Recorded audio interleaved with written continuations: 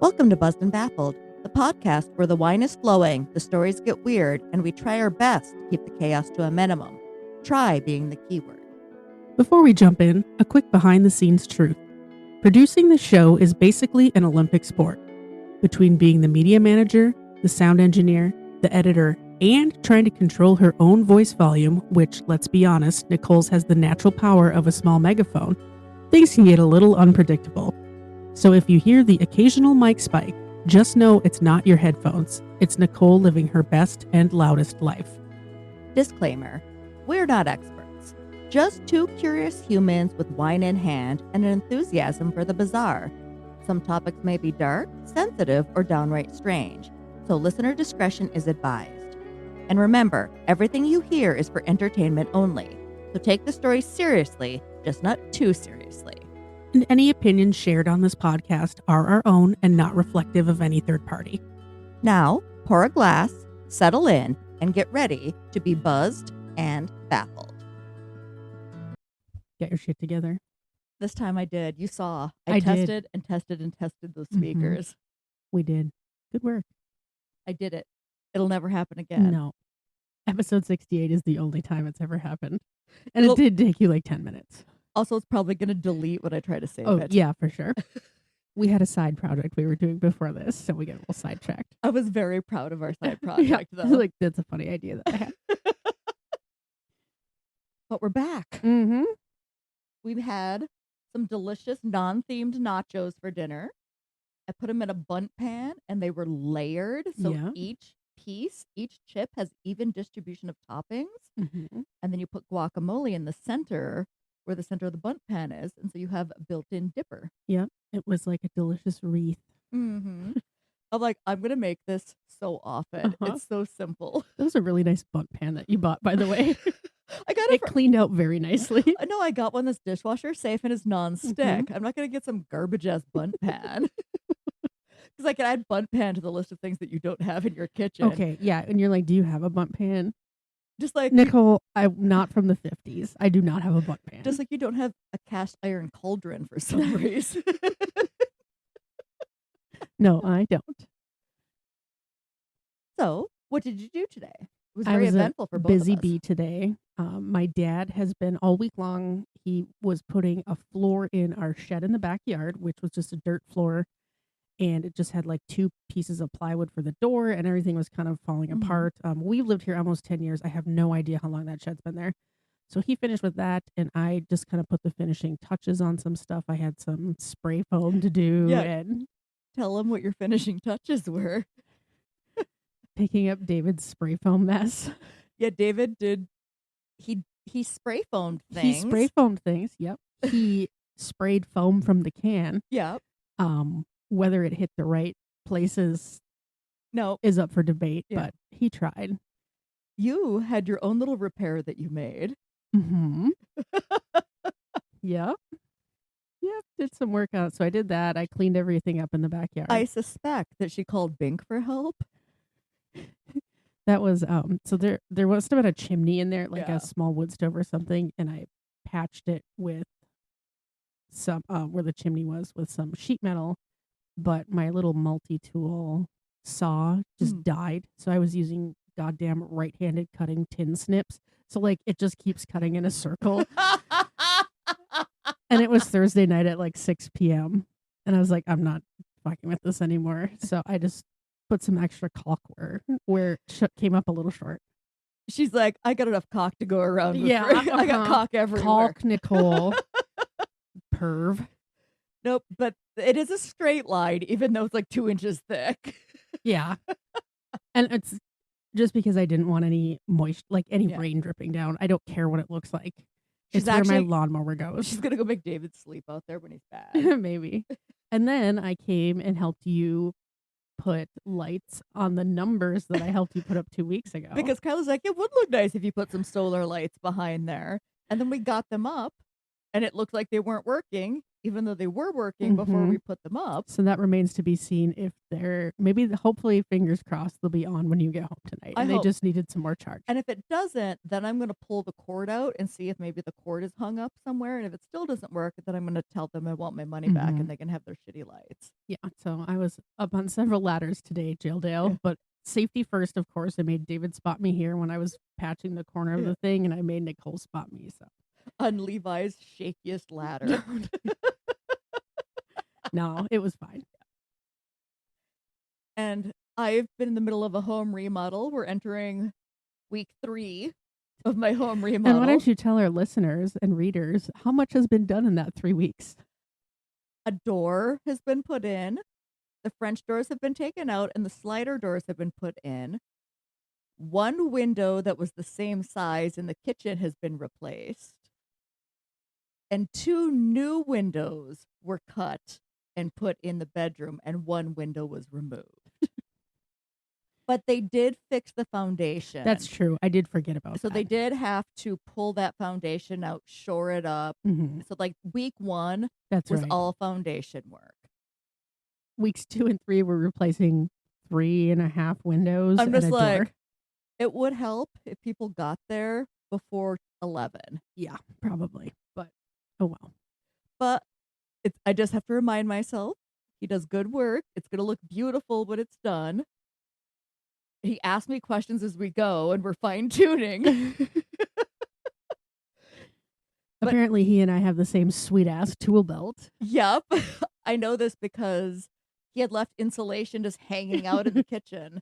So I bagged that up and threw it into the yard today, and I dumped his tool belt all over it. There was like screws and nails everywhere, and I'm hoping those weren't organized into pockets. I'm sure they were not. Doesn't seem like a very organized kind of a guy. No. And I'm just like, I know his wife is working this week. She has like 8 days in a row. So either there's going to be a small blonde child in my house when I get home, or he won't be there at all this week. Those are my 2 choices. But the kid is cute. So it's fine. She doesn't do any harm. No, she just like watches TV and plays with your dogs. She loves Molly. Molly does not love her, but also kind of does. Like, she tolerates it. I will post a picture on Buzzed and Baffled so that you can see Molly's look of indignation when she is picked up and just carried around. I was a little bit shocked when I saw it. I think Molly was too. But she didn't run away. No. So tell us about today's wine. This is a Costco find. I was going to say, this is not something you purchased around here because I would have recognized the label. Nope. This is 2024 Conundrum California Original White Wine Blend. I was looking for a 2004, but I couldn't find one. There's no real description on here other than original California white wine bottled by Conundrum Wines, Fairfield, California. Alcohol 13.4% by volume. She has to do it live right now. I cannot wait until we're... Well, no, I want wine in the bottle as I'm doing it. Jeez, Kyla, you're so judgmental. I think that maybe, considering today's story, you should not be so judgmental. Yeah, by the way, I believe this story is my fault. Uh-huh. Oh no. Okay, it is a screw top. Yeah. I thought it was a weird cork for a second that I was trying to unscrew. Well, we're off to a good start because it's the color that white wine should be. Which is almost colorless. Yes. The palest of yellows. It smells weird. No, it's a little floral. It's very floral. It is. The smell threw me off because there's like a savory smell to it. Yeah. But it doesn't taste like that at all. No, like it's semi-sweet and very floral forward, and which makes sense because the label's floral. Yeah. This would go really good with like a dark chocolate cake. Yeah. It's pretty good actually now that I got over the smell. Like I got it because of the label. I was walking through Costco, overstimulated to the max, hungover as hell at 10 o'clock on a Sunday morning. I'm like, ooh, I'm going to get that. That's going to come in handy. That's 100% how we choose our wines is what's on the label. And if there's a word or photo that somehow could tie to a pod story. Like we're real easy to get people. Oh yeah. I completely fall for marketing and packaging every single time. every once in a while we get emails from people, but they seem like bots, not but like someday I'm gonna say like I'm just gonna respond Hmm. and be like, send us a bottle. We'll talk about it on air Yeah, we will. and see if we get anything. Okay. Yeah. Well, today's story has a familiar face or faces up on the board, as it were, So somebody didn't like the tiny photo I have and said, she's like, I've got a bigger, better one, and I'm gonna put it on the board. because Mr. Donald Cameron was the subject of my MK Ultra story from 2 weeks ago, Mhm. 3 weeks ago, whatever it Well, was. he was in the MK Yeah, he Ultra was. story. Yeah, he was in it. So that was the one Nicole was like, "Oh, he sounds terrible. I love him. I'm going to do a deep dive." So here we are. And it did not disappoint. I'm sure it didn't. Like, I knew there was a reason you talked about him, and boy, did I find it. Okay, get it over with. It's not the size that matters, it's how Donald uses it. It's also the exact same picture. I just happened to print it like 10% bigger when I did my story. Yep. Well, I was focusing on the important part, the writing, Kyla. Oh, and for our dear readers, we don't throw away any of the stuff we put on the board. I just have an ever increasingly large stack because I'm too afraid to throw them in recycling because I don't want the city to think I'm some kind of weirdo. But today I told Kyla, who were the people you talked about last episode? The serial Paul killers? Bernardo and Carla Homolka. The picture was still on the board, and I told Oh, yeah. Kyla she needs to go replace their wedding photo and put it in her and David's wedding photo frame and see how long it takes Which him I to am notice. going to do. I wanna see. I'm gonna guess it takes months for him to notice. Yeah, I'm sure. So ChatGPT picked this name. Okay. It gave me several choices, and it and I picked the same one as the best. Okay. What if Nicole was in charge? Please don't test this. Okay. I'm shocked that you chose a title that was based around you. I know, it's crazy. We learned about today's topic several weeks ago during your pod about what? MK Ultra. Hallucinogens? Oh, shut the fuck up. I completely blocked that out of my mind. Oh, I have it. Yes, my hallucinogens. So, do you remember who I said I was doing the deeper dive on? And obviously you do because we've already talked about it. Mr. Donald Cameron, the psychiatrist who worked on Project MK Ultra. As I did my research, I find that Cameron didn't start being terrible. But during MK Ultra, oh, I gotta restart that. Do you need to press our new button? I don't care what it says. I know what I meant. I'm so proud of that. For all you Lindsay Clancy fans out there. It took us 3 tries, It but took we us got 3 it. tries, but we got it. Yeah. As I did my research, I found that Cameron didn't start being terrible during MK Ultra, but that he had been working up to that his whole life in a way I feel you will appreciate. Oh, God.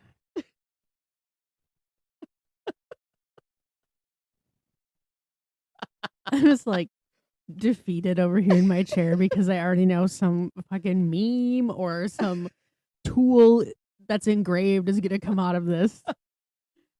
So Donald was, I should say born, but I wrote bored, B-O-R-D. I don't care what it says. I know what I meant. I'm so happy we have that sound clip. He was born in 1901 in Scotland, the son of a Presbyterian minister, which surprised me. Ugh. He began his training as a psychiatrist at the Glasgow Royal Mental Hospital in 1925. As he was building his career, he worked and trained in Scotland, Switzerland, the United States, and Canada. Mm-hmm. We start to see uh-oh moments in the late 1930s. When Cameron published a paper on a topic I feel Kyla would appreciate. Oh, no. I knew there was a reason no. she did that story. No. The first red flag came on the heels of World War II. Oh no. In the new era of atomic bombs, the mental health professor was looked at, so mental health professionals were looked at as social engineers of sorts who could prevent total planetary chaos. Oh god damn it, Nicole. This was very wishful thinking because if I could influence others to make good decisions and be less chaotic, I would be much better at my job. Or everyone else would be much worse off. It's a tit for tat. What do you think the actual title of the paper was? Oh my god, I'm sure it's something about like the betterment of the human race by the elimination of insert ethnic group here. The actual title of the paper was The Social Reorganization of Germany. Do you think it was How Do We Make Things Better? No, I'm guessing it wasn't a blueprint for like implementing social services and safety nets and things for the public. Nope. Instead of focus on healing the collective trauma that Hitler had spread across Germany as a nation and the world, he took a different route. He proposed a cutthroat authoritarian approaches that looked at the have and the have-nots. Oh no. He states that there are two types of people. Oh no. The strong, who possess emotional resilience and are fit to govern and build society, and the weak. They suffer from anxiety and are incapable of coping and are a threat to society. The strong have a responsibility to isolate the weak. Not take care of them and bring them up. Nope, not heal them, isolate them. Cut them off from being able to influence anything. In this paper, when he talks about isolating the weak, he means completely removing them from society. They must be prohibited from one of Kyla's favorite things, Oh, shut up. having and raising children to remove the influence. I knew that eugenics was a God part damn of it. Also, his job is supposed to be like, oh, Hitler did this, and he's literally doing the exact same thing. Mm-hmm. Now, this is different from the approach of eugenics, which focuses on genetics and weeding out those deemed to be psychologically weak. But Cameron is doing somewhat similar, but it's based on who he determines is weak. Oh, so he's judge, jury, and executioner here. Well, he and mental health professionals who agree with him. Of course, because you want to operate in a silo. Mm-hmm. And we're going to learn how big his silo was in a little Oh, bit. no. There's an irony here that this is the same blueprint that the Nazis used in their reign of terror. That was my exact next slide. So you pulled a Nicole. Ah. Got one. It is interesting that as a trained psychiatrist, he had a major blind spot for his own bias and he was known for viewing himself as an anti-Nazi. Interesting. In the 1940s, in large part due to this paper, he was invited to the Nuremberg trials to do an assessment of Rudolf Hess. Okay. So what do you know about Hess? Not a lot. It's That a name. surprises me. No, it's a name that I know about, but I'm surprised you don't have that's not like your nighttime no, reading. I was just gonna say I know a lot more about Dr. Mengele. Yeah, I bet you do. No, I don't. What was the lady you were asking me about? You know a lot about her. Oh my god, no, I do not know a lot about her. You seem to. Ilsa Coach, the bitch of Buchenwald. I was like, ooh, she's horrible. I should do a story on her, but Nicole was besties with her, so no new information. We were there. tight. So, Hess was a leader in the Nazi Party, and he was a deputy to Adolf Hitler and third in line of command. Okay, he's third. He was a soldier in World War I and was recruited to the Nazi Party while in college after the war ended. He was responsible for the new laws stripping Jewish citizens of their rights. He was arrested when he flew to Scotland on a peace mission, and during his trials, he showed paranoia, claiming that he was being poisoned within the mansion that served as his jail cell. Oh, my steak is too juicy and my lobster's too buttery. I had Yep. to have a mansion for my jail cell. Like, these marble hallways are too echoey. I need some new tapestries to muffle the sound of my tears.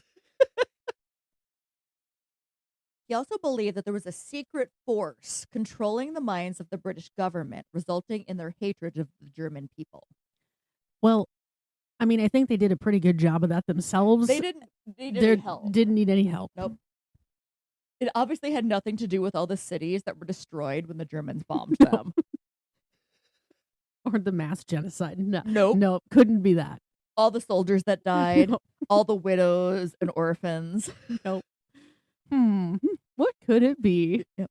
And obviously a secret force controlling their minds. Clearly. Hess even made a suicide attempt while in custody. He jumped over a railing and landed on a stone floor below, fracturing his femur. I don't care what it says. I know what I meant. Did you write female in there? No, I wrote femur. I just stuttered. I fractured my female once. He fractured his femur. But I feel that even the prosecutors of the Lindsay Clancy trial could take that one apart. Like, Yep. it's what did they say? It wasn't a serious suicide attempt. Yeah. It was around this time that Hess began to make claims of amnesia. The likelihood of him actually having amnesia was very low, but if he could prove that he had mental illness, he could avoid prosecution in the Geneva Convention. Right. After his claim, he was moved to the Mandiff Court Hospital, where he lived for the next 3 years. Okay. During his time there, he was allowed to take walks and car trips to the local countryside, Oh, how convenient. which seems ludicrous. Yeah. But I suspect the British authorities were taking extra steps to ensure that there was humane treatment of their prisoners of war. Yeah. In February 1945, he was still claiming to have amnesia. He made a second suicide attempt by stabbing himself with a butter knife. Womp. It was not serious No. and required 2 stitches. That's actually more than I thought it would be. Like, they were out of butterfly clips, so they they had to stitch it. They took some thread of the tapestry. Mhm. Yeah. Hess was psychiatrically assessed by Cameron on November 14th, 1945. What do you think he found? Ooh. Well, since it seems like Donald Cameron is a secret sympathizer, I'm going to say he found that he was mentally ill. After the examination, he determined Hess suffered from hysteria, which is a woman's condition. That's a at that woman's time, disease. and psychoneurosis, anxiety, as well as amnesia, stating that his memory loss was part of a defense mechanism supporting Hess's claims. Mm-hmm. He determined that Hess was still fit to stand trial. Oh, okay. I mean, I don't want Donald I think Cameron to he's- have a win, but okay. But I think he was like, hey, I can't prove that you don't have amnesia, but if you do, it's not because of head trauma.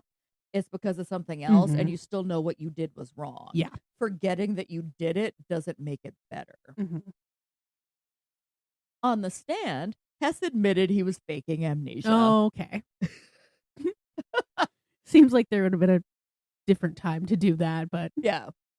Well, I think he probably saw that it wasn't going his way. It's time just to give up the ghost.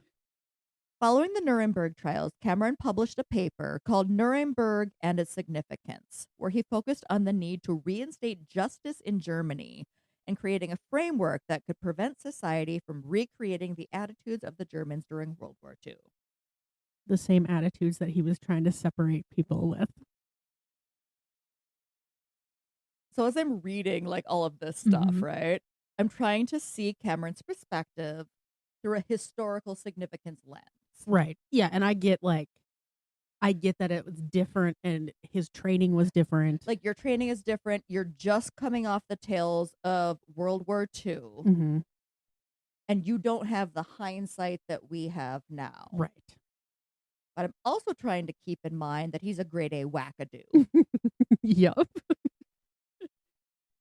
He made an assertion that German society throughout history was structured in a way that led to fear and aggression due to the rigid educational system. Authoritarian leadership hierarchy, meaning those that not in command were not able to question the decisions of those that are in command, Okay. and that the German culture intentionally built fear of other countries and cultures. Okay, so he has some like awareness, cultural awareness, at least in those two Yeah. sentences. But hearing that, does that sound in any way familiar for now? Not at all. I don't know what you're talking about. Like, would modern day societies not recognize that it's not good to be afraid of other cultures and maybe you could learn something from Yeah, them? that maybe we don't need to isolate ourselves because we're the best at everything. Mm-hmm. And maybe learn that, hey, we're not. Yeah, because we're not. We're not. And so this is where things start to go off the rails for Cameron. Like he's doing just fine before this. Yeah. Like he's like grade A hitting him out of the park. Yeah. As he began to focus on theories of social functioning, his work developed new concepts to replace old concepts he deemed dangerous. He deemed Freudian psychoanalysis to be outdated, stating that the unconscious mind does not play a role in behavior.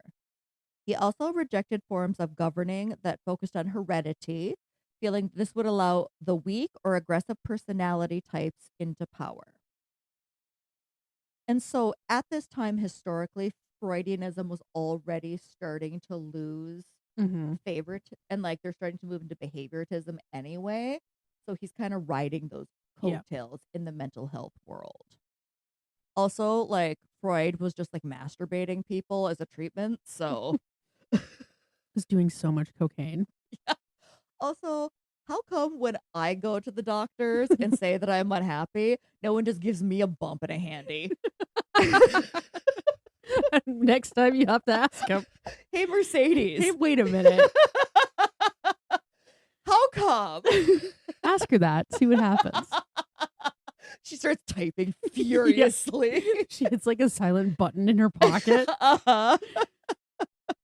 The door flies open. Oh, let's see. Where am I? He proposed that instead that behavioral scientists should act as aggressive engineers for society and be allowed to eliminate those with psychological weakness. This included something you'll like, Oh, labeling vulnerable populations and isolating those who are vulnerable to being weak to prevent social chaos. So he's saying the exact same thing he already said, but he's put different words on it. Yes, he's just reframing the idea. Mhm. This would be done through the same idea as eugenics, preventing those who were deemed weak from procreating and making strict psychiatric policies that he called behavioral engineering. Even the term behavioral engineering just sounds bad. Uh-huh. What do you think behavioral engineering was?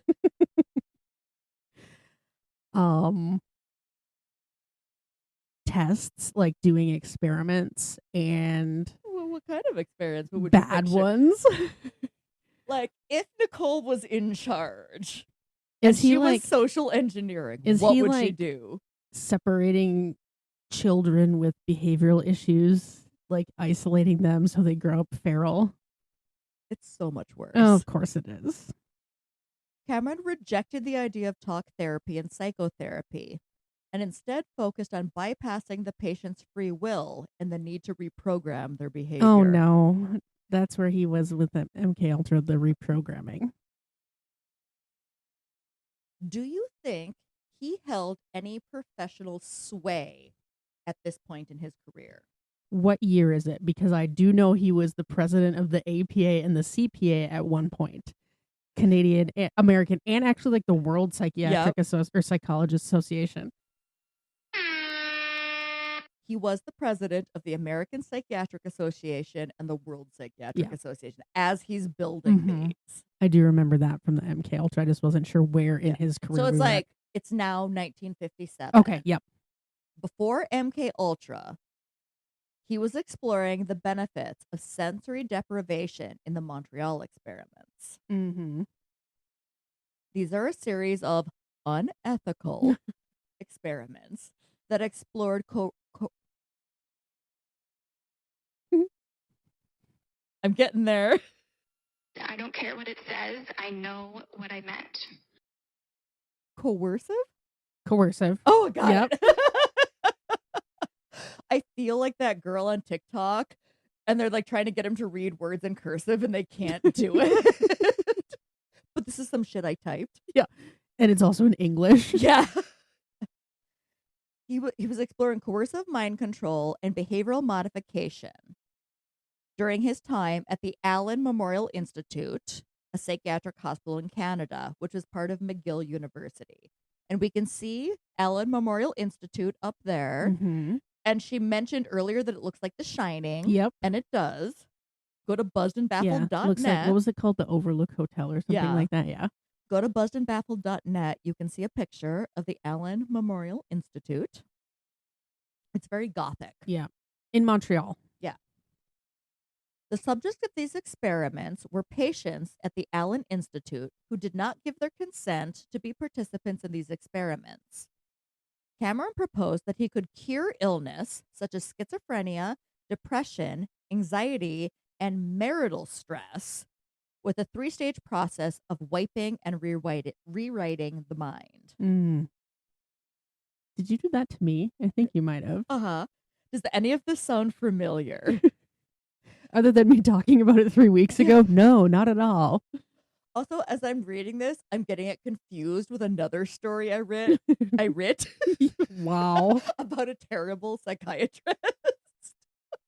Like, they're just coming out of the woodwork. I Yeah. found so many. I'm going to have to, like, make a page of just psychiatrists. Mhm. Oh, Kyla, what do you remember about your own reprogramming process? I wrote that in there. You remember the flashing lights? Yeah, and he put it under the guise of EMDR. I'm certified in this. Uh-huh. Just take a look. Look at the light, Kyla. Yep. Pet Molly. Well, the Montreal experiments were a little different. It was a simple 3-step process. Which I can tell you that's the first difference is your processes are at least 11 steps. And none of them are simple. No. There's often backtracking. There's sub steps and sub parts and They bleed into each Yeah. other, and sometimes we got to back up and go back because I forgot a part. The first step, sensory deprivation. How do you think they did this? did they stick him in like a deprivation tank? Nope. So much more unethical. Oh no. These involuntary patients were placed into a medically induced coma against their will using barbiturates and paralytic drugs. And they were kept asleep from 15 to 65 days in a dark, soundproof Jesus. room designed to sever their connection from reality. Oh. He would keep patients in this state until they reached a pattern of cognitive regression. What do you think cognitive regression is?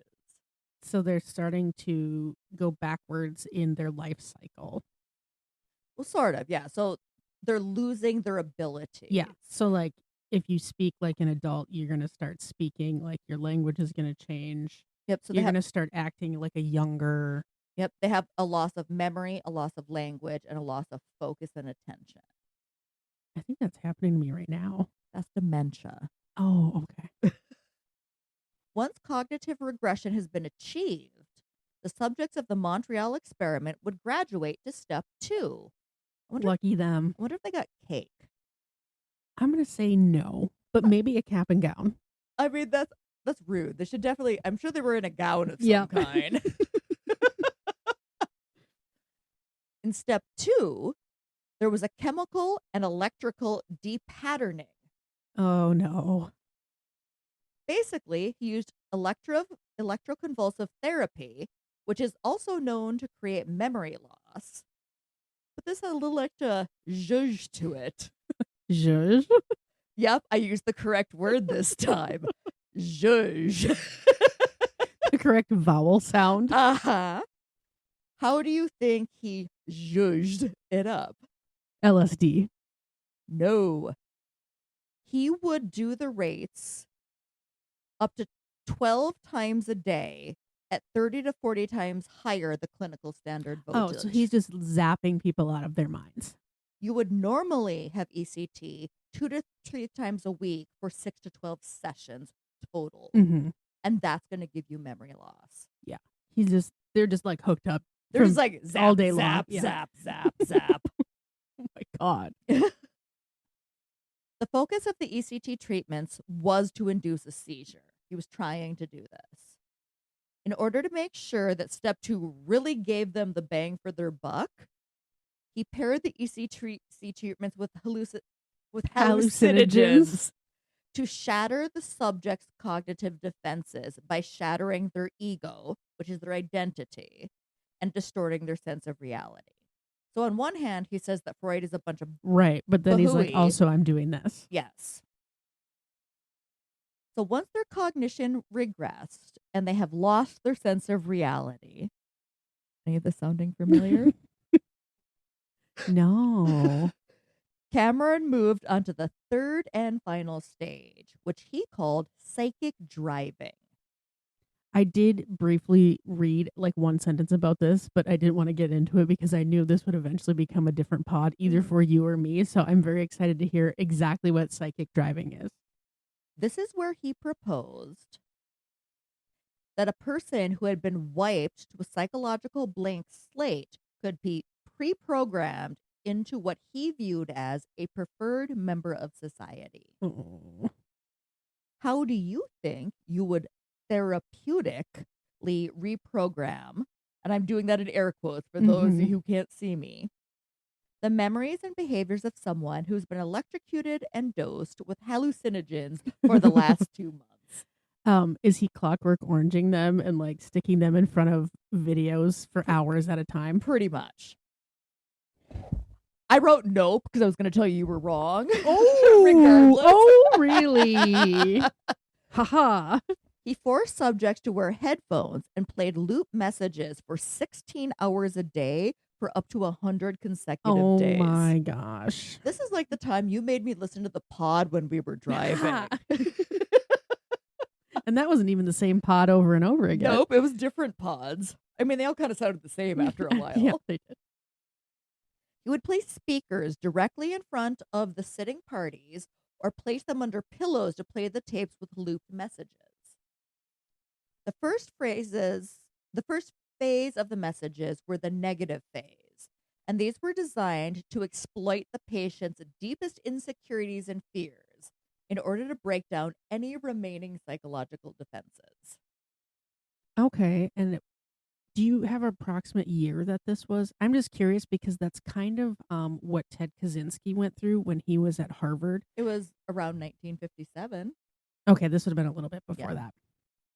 He did this by recording them in their initial interviews before any treatment began, and he identified their psychological pain points. So, like on the intake, when he was doing their Oh, no. biopsychosocial, he's like, "Oh, gonna use that later." He's doing that TikTok trend where they ask somebody something and they record their answers, but then they go back and insert like, I asked about if 4 firemen come in, and it's Like, how am I gonna respond? Yeah. I'm gonna take them 2 at Yeah, a time. except for in a much less funny way.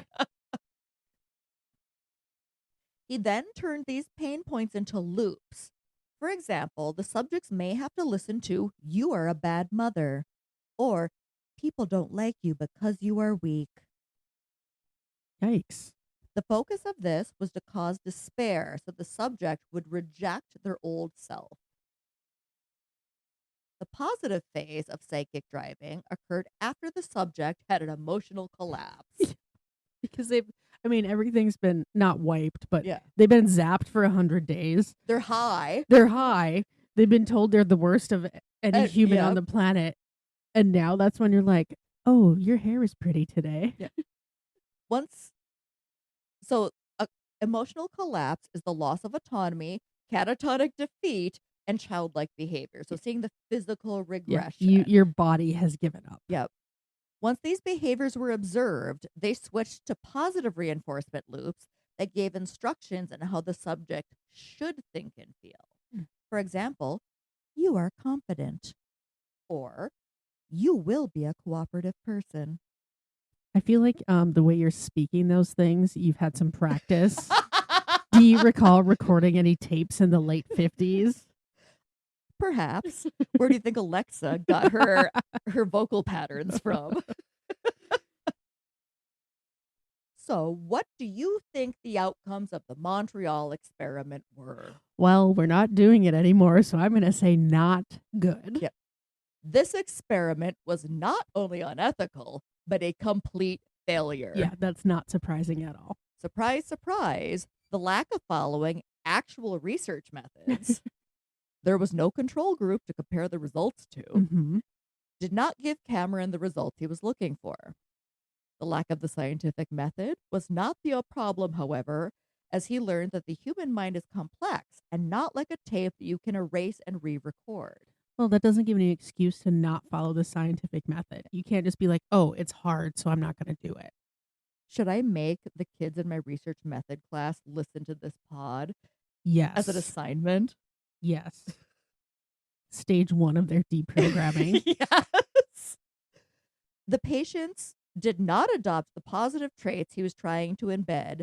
Instead, he damaged the language centers of the subject's brains, and they returned home with memory loss Jesus. from the ECT, stuttering, and permanent cognitive deficits. Oh my gosh.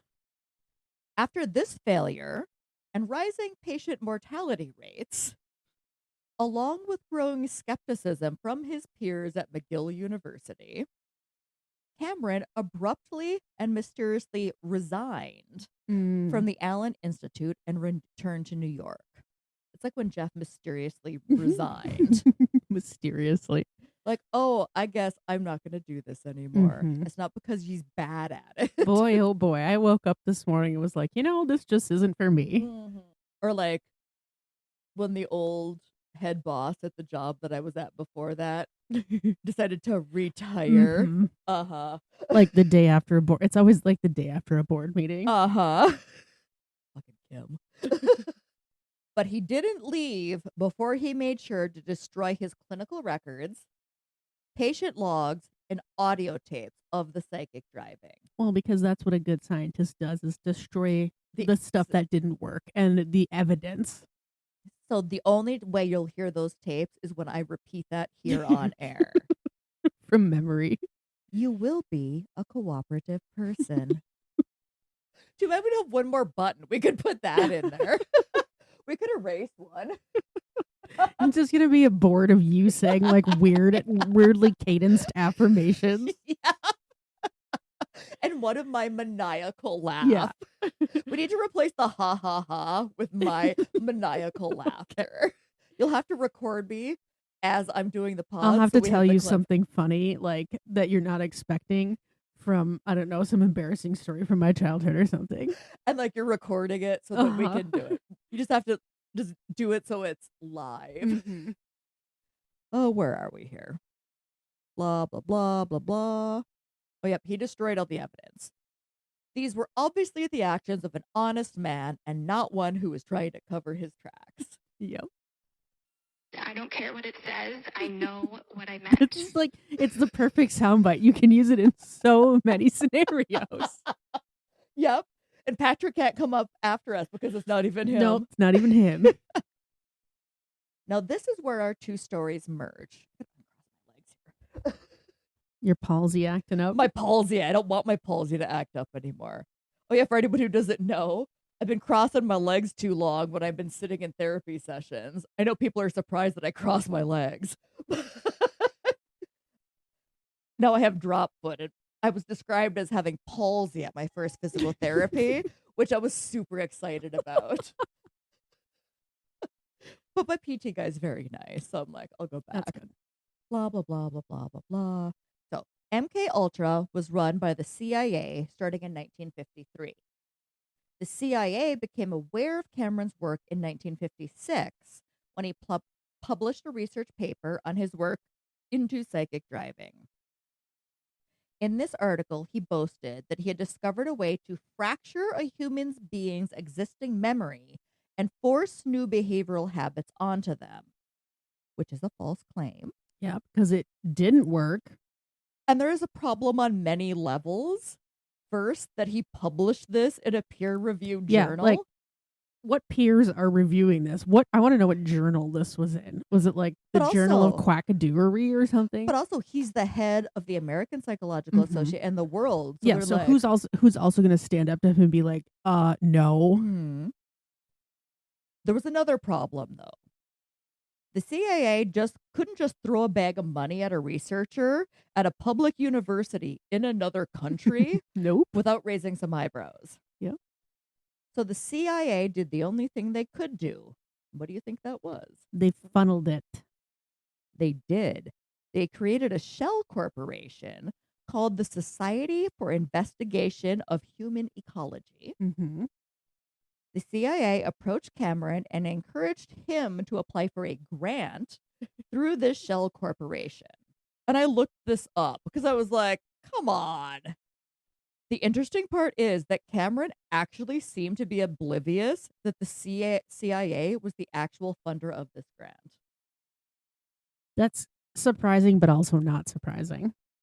He was granted $60,000 in 1957, which is about $713,000 today. That's a lot of money. But it's still, for the kind of research, not a lot of money. No, that's not going to get you far. But like, you can't keep a whole lab going, and no. But if you're not worried about ethically treating your patients, I guess you don't have to worry about that. Yeah, you can just hire whoever is willing to pull the lever on the shock machine. Well, and I'm sure you can re-record your loops. Mm-hmm. So you're just taping over tapes. This funding accelerated the experiments, as well as increasing the amount of damage Cameron inflicted with his involuntary subjects. After the Montreal project shut down in 1964, he returned to the Albany Medical College, where he worked as a research professor of psychiatry, and then became the director of laboratory research at a veterans hospital in Albany. Oh, good. What do you think he did there? Oh, no.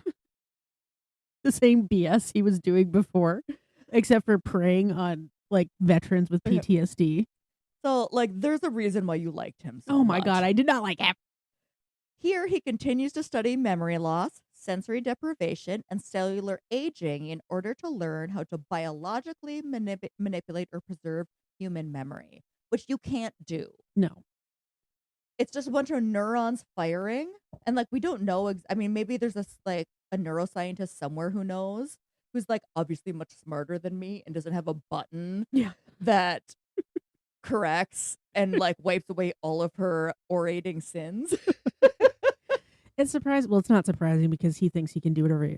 That he's studying things at a cellular and molecular level when his training is in psychiatry. And I do appreciate that he has... He had to go to medical school training, but that's not what he would have been focused on. I wonder if he was a doctor of osteopathy. Hey, osteopaths take the same training. They're not like doctors of chiropractic or doctors of functional medicine. Did I ever tell you that one day at work, I was talking to my coworker and I made fun of doctors of osteopathy? And then you noticed that person had a D-O after their name. And I was like, crickets, crickets, crickets.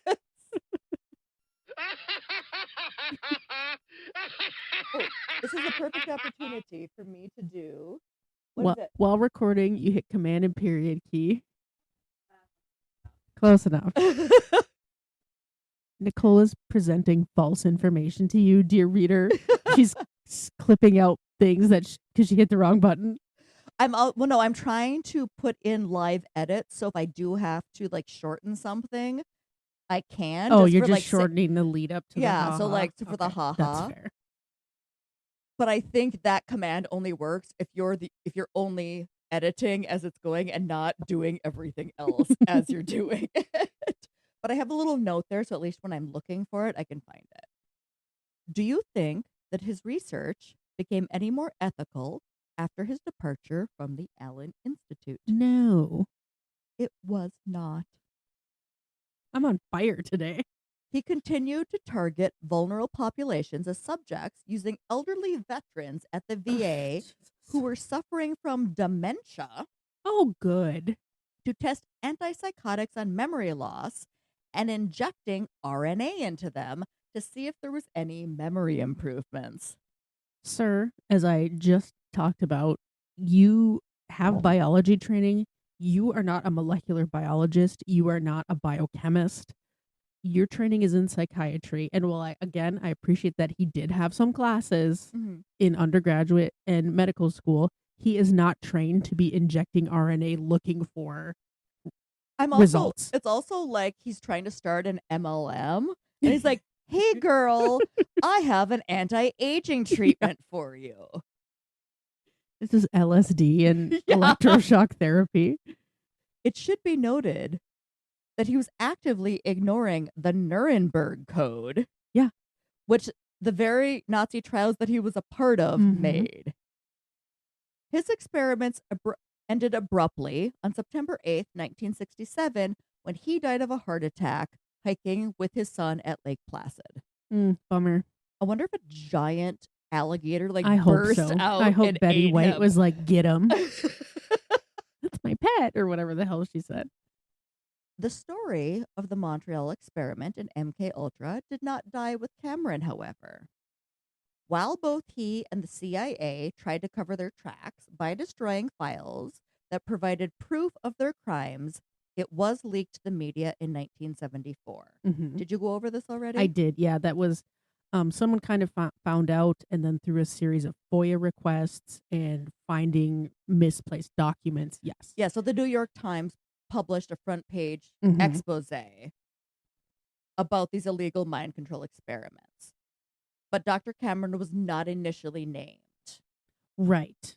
It was in 1977 when a FOIA request unearthed 20,000 misplaced files that he was named. There was financial records that were labeled Subproject 68 that named Cameron and his grant work that tied it to this scam, I guess. Much like how they got Al Capone, they found all this because it was the 20,000 documents were mostly financial records. Yeah.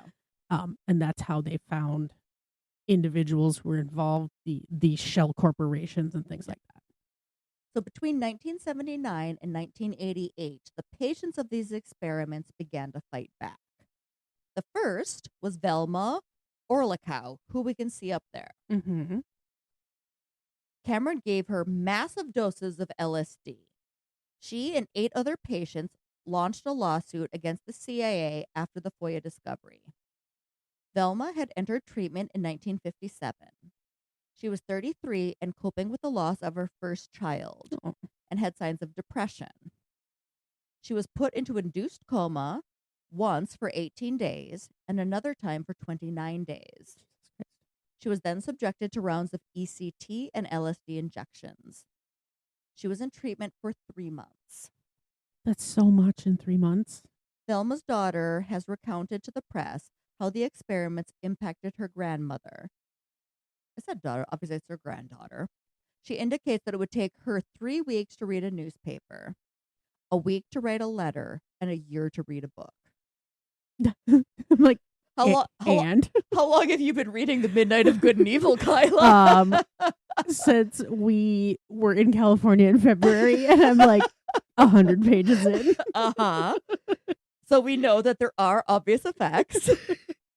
She would also spontaneously blurt out statements such as, "We must do the right thing," which they believed were likely part of the recorded messages in her treatment. Yep. I had no context for her being up on the board, and she looks like a nurse.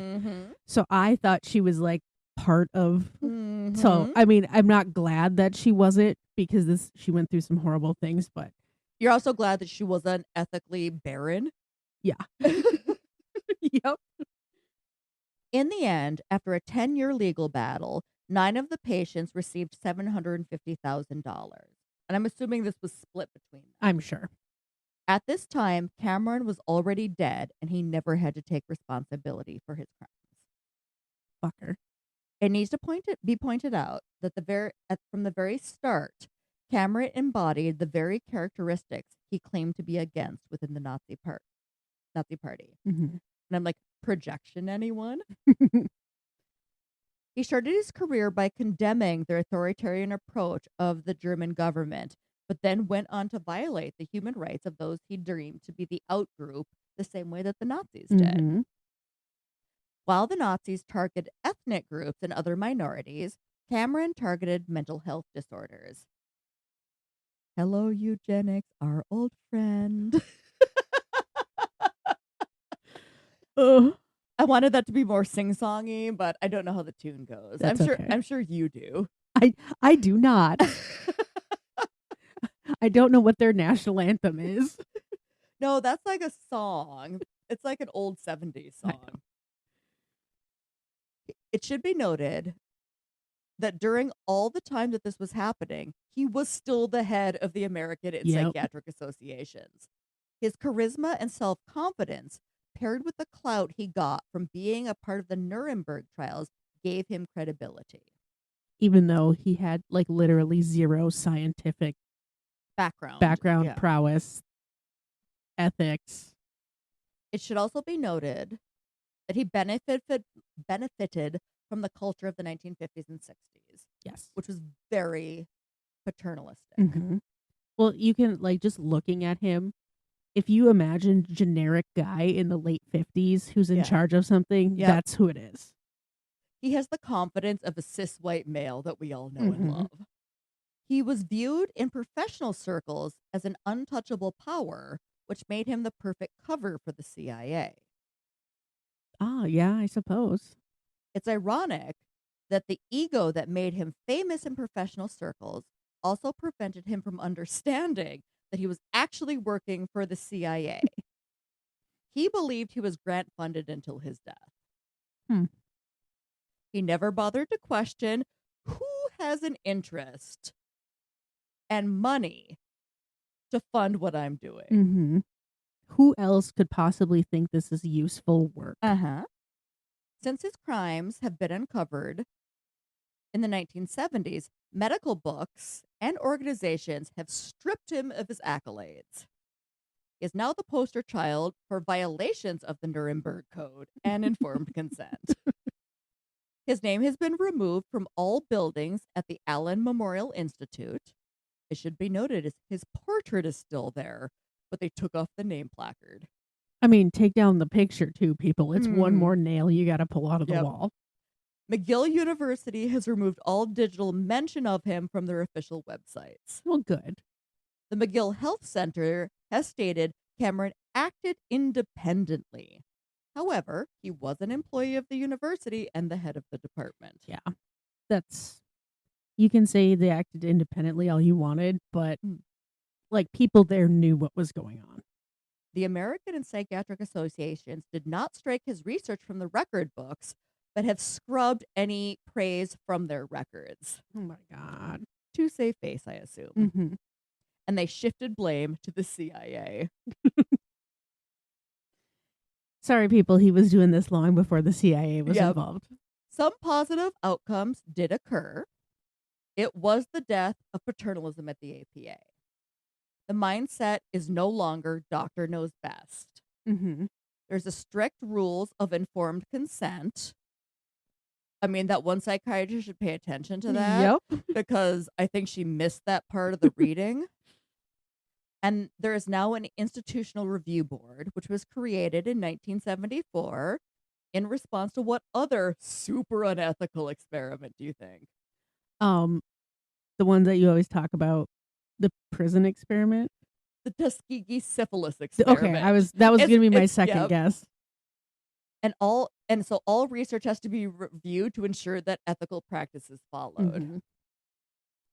So what are your thoughts on this, basically? Cameron, in the beginning of having a goal of history not repeating itself, but then he did what he did, and how are we doing now? Yeah, he's like, "Oh, we don't want to do this again," but then he never changed course. Well, it's kind of like now. Every time I open the news, there's one more food I can't eat. Mhm. because we just decided we don't need the we Yeah. didn't decide this. The royal we didn't do this. Yeah. We don't need people to test our lettuce. No. I'm like, I'm so glad I have a farm share this summer I know. because I wouldn't be eating any fucking vegetables. Nope. I have salad coming out of my goddamn ears. Better than out of your ass. That's true. So Cameron is terrible. Yep.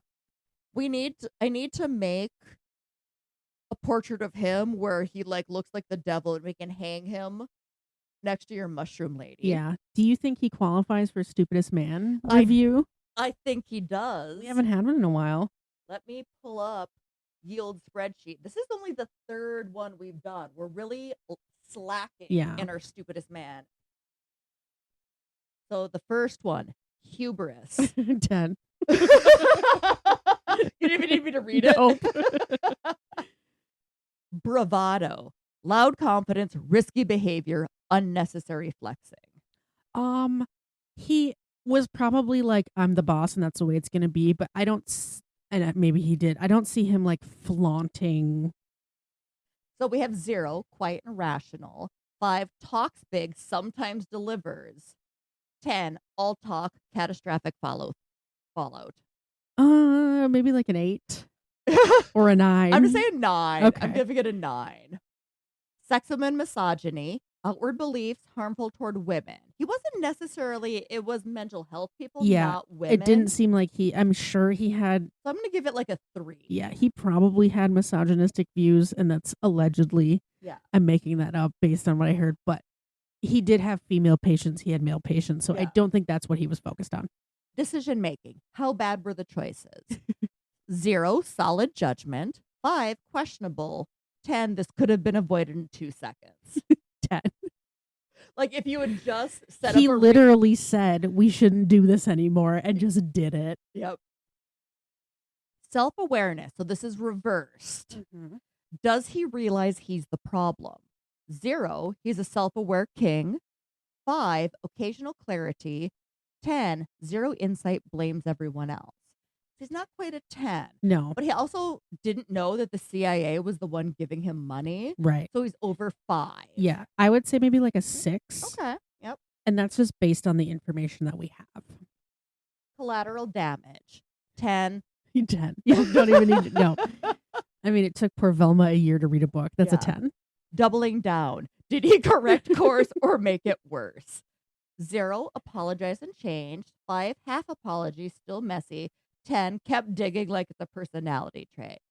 Okay, so it's not quite a 10 because he didn't have the self-awareness to know he was being manipulated, but also he kept doing the same shit over and over. So At multiple institutions. I think he's at least an 8.